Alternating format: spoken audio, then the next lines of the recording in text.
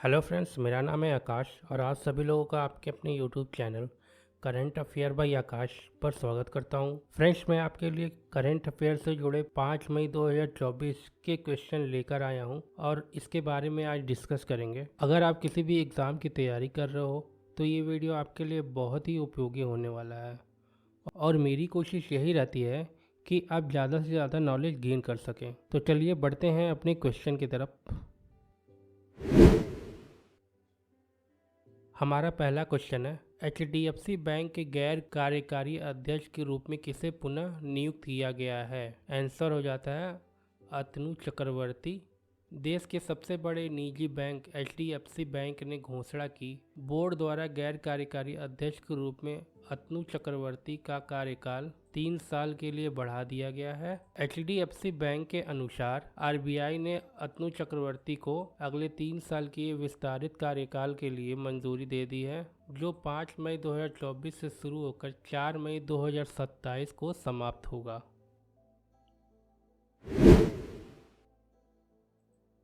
Most important question. दोस्तों, ये question काफ़ी इम्पॉर्टेंट है जो अक्सर एग्जाम में पूछे जाते हैं। HDFC बैंक की स्थापना कब हुई थी? हमारा आंसर हो जाता है HDFC बैंक की स्थापना सन 1994 में housing development finance corporation limited या HDFC लिमिटेड द्वारा की गई थी। दूसरा क्वेश्चन हो जाता है HDFC बैंक का मुख्यालय कहाँ स्थित है? आंसर हो जाता है HDFC बैंक का मुख्यालय मुंबई में स्थित है। नेक्स्ट क्वेश्चन की तरफ बढ़ते हैं फ्रेंड। उत्तर प्रदेश के किस जिले में 8 रेलवे स्टेशन का नाम बदल दिया गया है? आंसर हो जाता है अमेठी। केंद्रीय गृह मंत्रालय ने अमेठी जिले के 8 रेलवे स्टेशनों के नाम बदलने के उत्तर प्रदेश सरकार के प्रस्ताव को मंजूरी दे दी है। वहीं भाजपा की अमेठी सांसद स्मृति ईरानी ने नेतृत्व में इस निर्णय के उद्देश्य नए स्टेशन नामों के माध्यम से स्थानांतरित मंदिरों, संतों, मूर्तियों और स्वतंत्रता सेनानियों का सम्मान करके क्षेत्र की सांस्कृतिक पहचान और विरासत को संरक्षित करना है।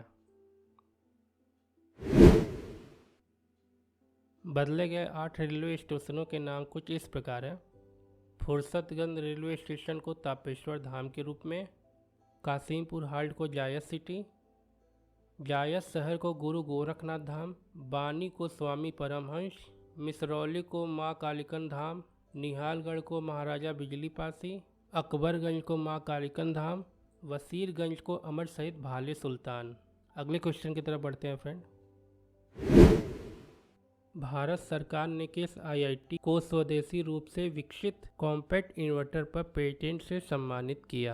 आंसर होता है IIT पटना। भारतीय औद्योगिक संस्थान पटना को भारत सरकार के पेटेंट कार्यालय की ओर से स्वदेशी रूप से विकसित हल्के, कॉम्पैक्ट और आसानी से ले जाने वाले इन्वर्टर पर पेटेंट से सम्मानित किया गया है।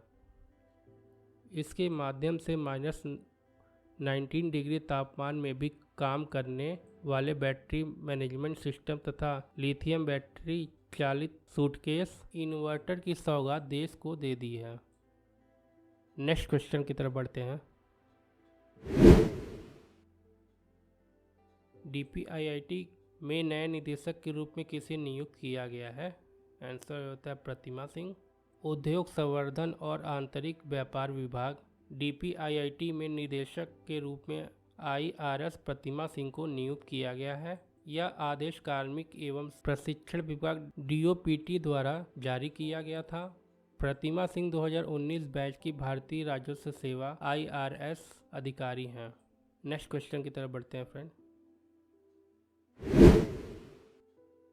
भारत ने स्मार्ट पनडुब्बी रोधी मिसाइल का परीक्षण किया। यह किसके द्वारा तैयार किया गया है? आंसर हो जाता है DRDO, defence research and development organisation. Bharat ने उड़ीसा के बालासिर तट पर supersonic missile assistant release of torpedo smart पनडुब्बी रोधी मिसाइल प्रणाली का सफलतापूर्वक परीक्षण किया है।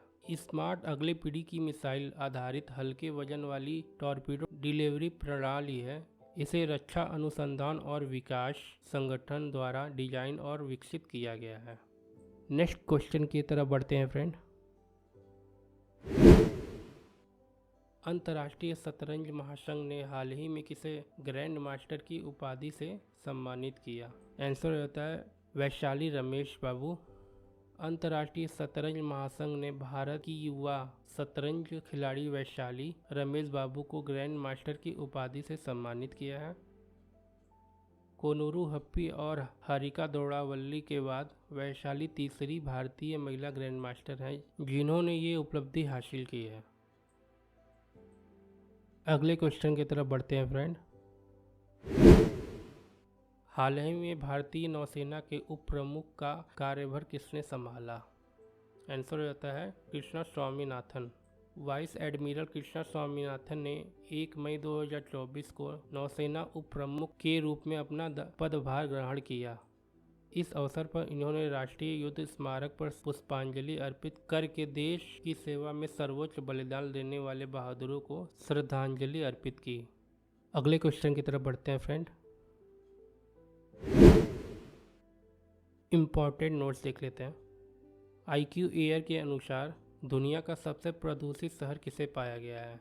आंसर हो जाता है काठमांडू। किसने एशियाई कैरम चैंपियनशिप पुरुष और महिला युगल का खिताब जीता है? आंसर हो जाता है भारत। किसको Manipal academy of higher education ने डॉक्टरेट की मानद उपाधि से सम्मानित किया है? आंसर हो जाता है KV कामत।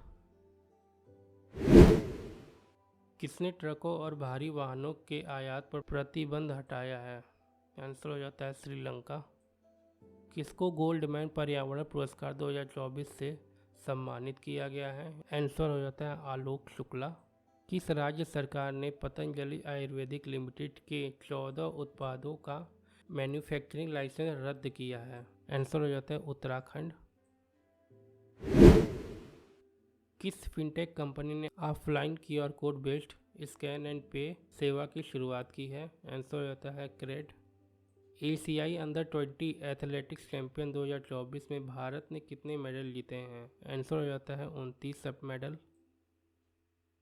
भारतीय नौसेना में 26वें नौसेना प्रमुख का पदभार किसने संभाला है? आंसर हो जाता है दिनेश कुमार त्रिपाठी।